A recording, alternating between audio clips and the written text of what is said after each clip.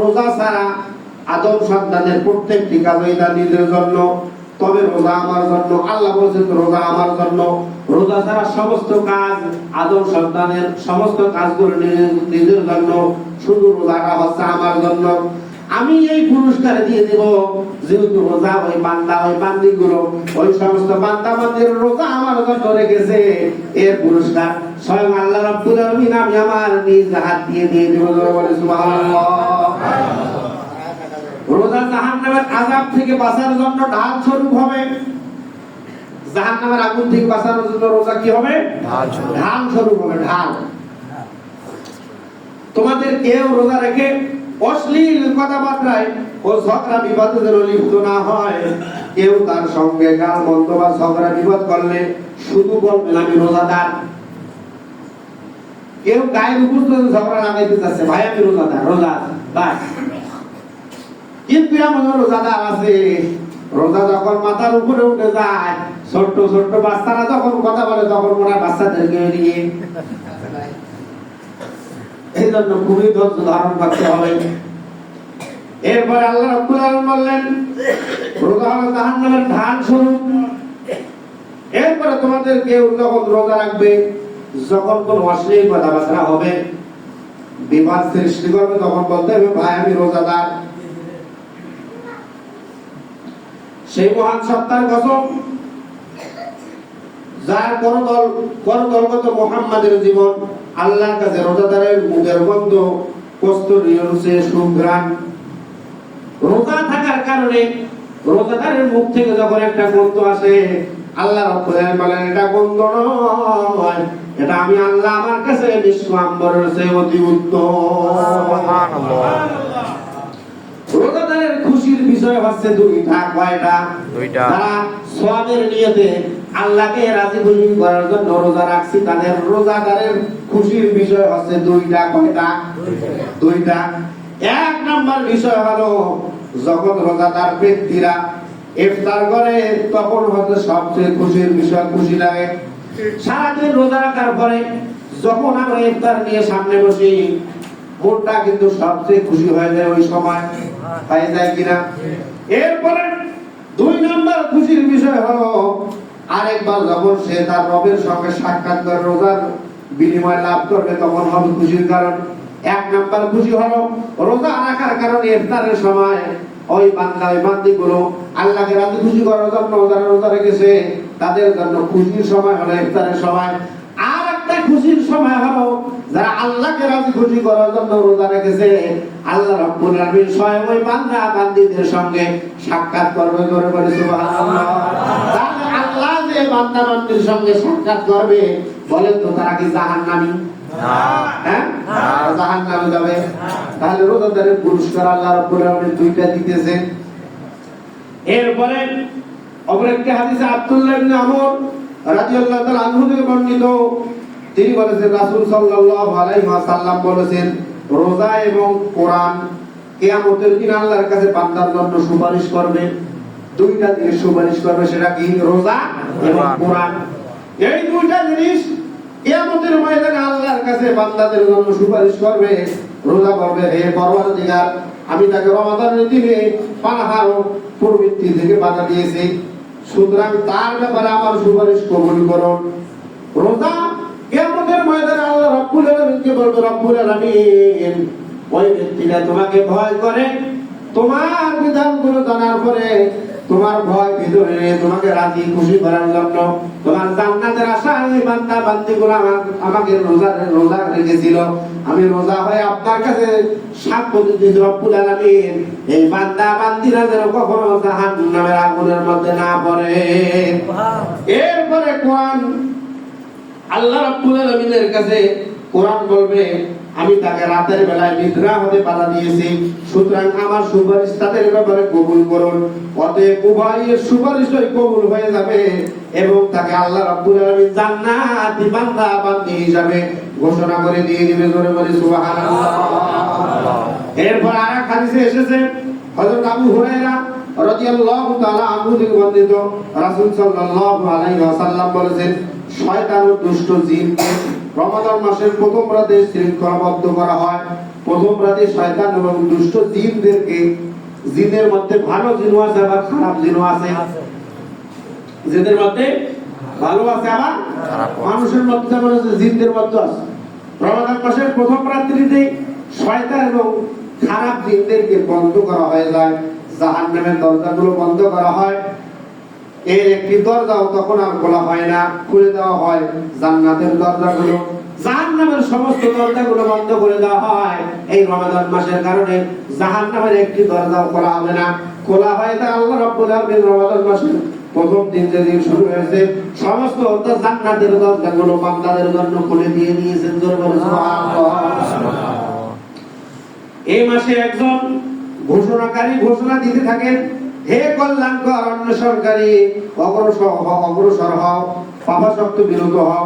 আর বহু লোককে আল্লাহ রাব্বুল আলামিনের পক্ষ থেকে এই মাসে জাহান্নাম থেকে মুক্ত করে দেওয়া হয়। জোরে বলি সুবহানাল্লাহ। এই রমাদান মাসের কারণে এই মাসে আল্লাহ রাব্বুল আলামিন তার অসংখ্য বান্দা বান্দীদেরকে এই রমাদান মাসের ওসিলায়, রমাদান মাসের খাতিরে তার বান্দা বান্দীদেরকে জাহান্নামের আগুন থেকে মুক্তি দিয়ে দেয়। জোরে বলি সুবহানাল্লাহ। শুধু একদিনে নয়, এই মাসের কারণে প্রত্যেক রাতে আল্লাহ রাব্বুল আলামিন সমস্ত জাহান্নামের মধ্যে যারা রয়েছে অসংখ্য বান্দা বান্দীদেরকে এই মাসের ওসিলায় আল্লাহ রাব্বুল আলামিন জাহান্নামী ব্যক্তিদেরকে মুক্ত করে দিয়ে দেয়। জোরে বলে সুবহানাল্লাহ। তাহলে এই মাস আসার কারণে জান্নাত জাহান্নামী ব্যক্তিরা মাফ পেয়ে গেল। এই মাস আসার কারণে জাহান্নামের দরজাগুলো বন্ধ হয়ে গেল, জান্নাতের দরজাগুলো খুলে দেওয়া হলো। এই মাস আসার কারণে আল্লাহর কাছে দোয়া করলে, রোজার পরে আল্লাহর কাছে দোয়া করলে আল্লাহ তার দোয়াগুলো কবুল করে নিতেছেন। এরপরে রাতের মধ্যে নফল ইবাদত করার পরে দোয়া করলে ওই বান্দা ওই বান্দীদের জীবনের পিছনের যতগুলো গুনাহ রয়েছে এই মাসের কারণে আল্লাহ রাব্বুল আলামিন ওই বান্দা বান্দীদের জীবনের গুনাহ মাফ করে দিতেছেন। এই মাস হওয়ার কারণে কদরের রাতে সারা রাত ইবাদত করে রাতটা কাটিয়ে দেওয়ার কারণে আল্লাহ রাব্বুল আলামিন সমস্ত বান্দা বান্দীদের জীবনের গুনাহ মাফ করে দিতেছেন। বলেন তো আমরা সেই রমাদান মাসে আছি না অন্য মাসে আছি? তার সুবর্ণ সুযোগ, জাহান্নামের আগুন থেকে রক্ষা পাওয়ার জন্য সুযোগ কিনা? এই সুযোগ পাওয়ার পরে যদি আমরা কাজে লাগাতে না পারি তাহলে আমাদের কি খারাপ, কি খারাপ, কপাল খারাপ।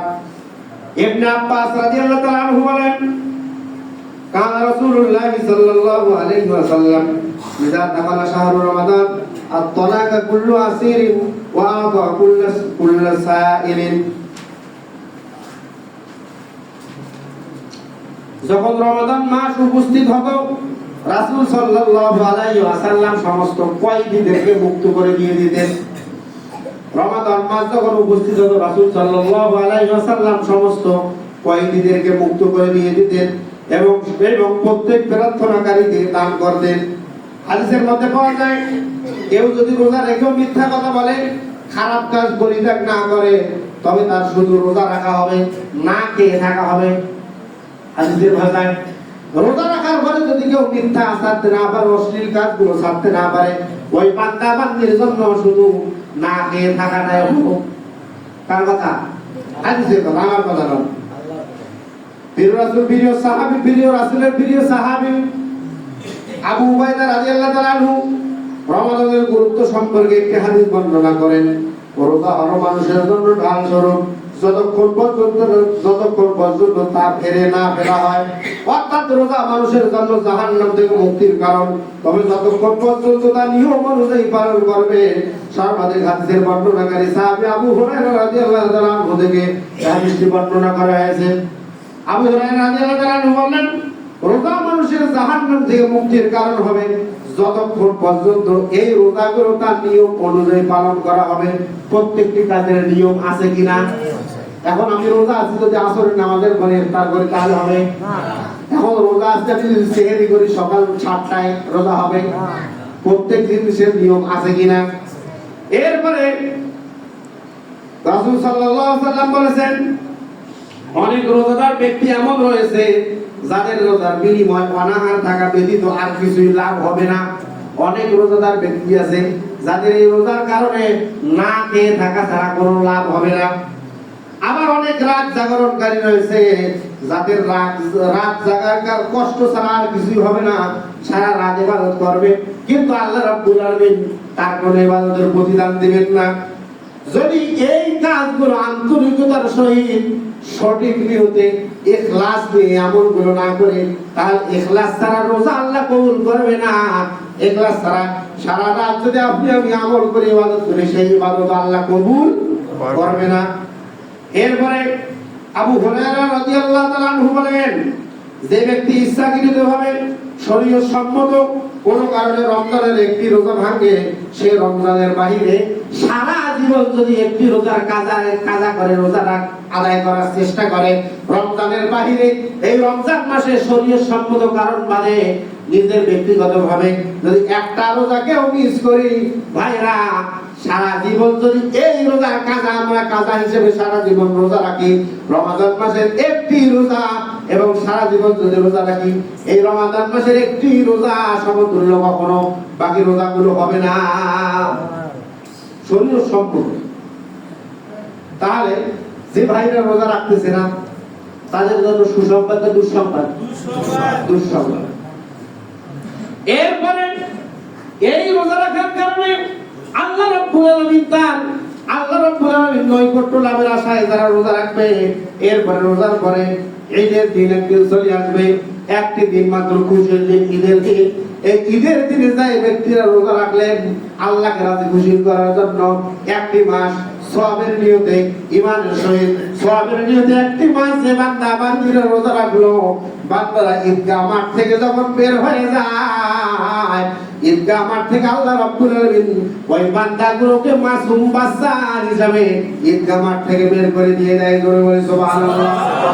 আর যে ভাইরা রোজা রাখে না তাদের এই ঈদগাহ মাঠ দেখার পরে মনে হয় চোর আসছে মাঠের মধ্যে, একটা চোর একটা ভাব আসে। যারা একটি মাস রোজা রাখবে আল্লাহ রাব্বুল আলামিন তাদের জন্য তো তার জীবনের সমস্ত গুনাহগুলো মাফ করে দিয়ে দিলেন। এরপরে ডাবল সুখবর হলো, এই বান্দাগুলো যখন ঈদগাহ মাঠ থেকে বের হয়ে যায়, আল্লাহ রাব্বুল আলামিন ওই সমস্ত বান্দাদের জীবনের সমস্ত গুনাহগুলো মাফ করে দিয়ে মাসুম হিসাবে ঈদগাহ মাঠ থেকে বের হয়ে যায়। আবার মাসুম হিসাবে বের হওয়ার কারণ এটাই নয় একটি মাস ভালোভাবে রোজা রাখলাম, একটি মাস নামাজ পড়লাম, একটি মাস খারাপ কাজ করলাম না, ঈদগাহ মাঠ থেকে বের হওয়া দেরি, ঈদগাহ মাঠ থেকে বের হওয়া মাত্র টুপিটা খুললাম, ঈদগাহ মাঠ থেকে বের হওয়া মাত্র পাঞ্জাবিটা খুললাম, শুধু বাড়িতে আসা দেরি, আবার তাসের বান্ডিল হাতে নিতে দেরি নাই, এমন লোক আছে না নাই? বাড়িতে আসা দেরি, কোথায় কোন গাছের নিচে ভালো ছায়া পাওয়া যাবে, কোন জঙ্গলের মধ্যে বসলে সহপাঠীরা সঙ্গে জঙ্গলের মধ্যে বসলে বাড়ির লোকেরা খবর পাবে না, এমন জায়গা খোঁজা ফেরোয়ার মনে হয় আপনাদের এলাকায় নাই। তাহলে এই সমস্ত পেলওয়ার যদি থেকে থাকে, হাজার রমজান আসুক না কেন, হাজার বার ঈদগাহ মাঠের ভিতরে ঢুকবো আর বের হন না কেন, এই সমস্ত কাজের মধ্যে যদি লিপ্ত থাকি ভাইরা, হাজার রমজান আসবে, শতবার ঈদগাহ মাঠে চলে যাব, ঈদগাহ মাঠ থেকে নামাজ পড়ে বের হব, কিন্তু জীবনের গুনাহ আল্লাহ রাব্বুল আলামিনের কাছে মাফ করে নিতে পারবো না। এই জন্য প্রথম কাজ হলো ইখলাস, নিয়তটা সঠিকভাবে করা। আসলে ইবাদতটা করতেছি কিসের জন্য? আল্লাহকে রাজি খুশি করার জন্য।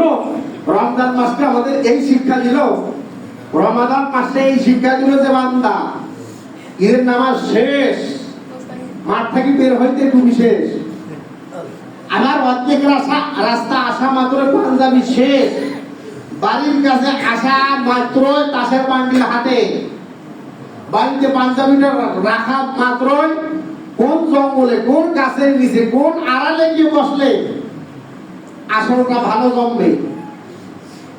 রমাদান মাস কি এই শিক্ষা আমাদেরকে দিল? মূর্খাম করেন, আপনাদের এলাকায় এইরকম লোক নাও থাকতে পারে, কিন্তু আমরাও তো এলাকার মানুষ, এলাকার খবর তো জানি, আমরা আমাদের এলাকার কথা বলি, নাও থাকতে পারে। এই জন্য খবরদার, রমাদান মাস শিক্ষা দিয়ে গেল কি, এই রমাদান মাসের একটি মাসের শিক্ষা নিয়ে যেন বাকি 11টি মাস আমরা চলতে পারি, আল্লাহ রাব্বুল আলামিন সেই তাওফিক দান করুন। সকলে বলেন আল্লাহুম্মা আমিন। ওয়া মা তাওফিক ইল্লা বিল্লাহ। আসসালামু আলাইকুম ওয়া রাহমাতুল্লাহ।